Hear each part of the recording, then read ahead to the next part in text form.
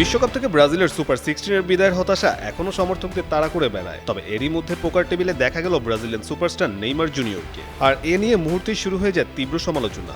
কেউ প্রশ্ন তুললেন তার পেশাদারিত্ব নিয়ে, কেউ আবার বললেন ফুটবলের চেয়ে পোকারে বেশি মনোযোগ দিচ্ছেন ব্রাজিলিয়ান এই মিডফিল্ডার। তবে সব বিতর্কের অবসান ঘটিয়ে সমালোচনাকারীদের কড়া জবাব দিয়েছেন নেইমার নিজেই। নরওয়ের বিপক্ষে শেষ 16 থেকে বিদায় নেওয়ার পর ছুটিতে যান নেইমার। সেই সময় তিনি ব্রাজিলিয়ান পোকার চ্যাম্পিয়নশিপে অংশ নেন। বিতর্ক আরও বাড়ে যখন প্রতিযোগিতার দ্বিতীয় দিনে তাকে পোকার টেবিলে দেখা যায়। একই সময় কোপা সুদামেরিকানায় মাঠে খেলছিল তার ক্লাব সান্তোস।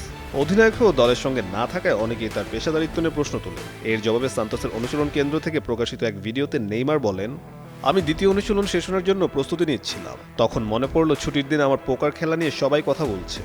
সমালোচকদের উদ্দেশ্যে তিনি আরও বলেন, আমি সকালে অনুশীলন করেছি, পরে আবার ট্রেনিংয়েও ফিরেছি।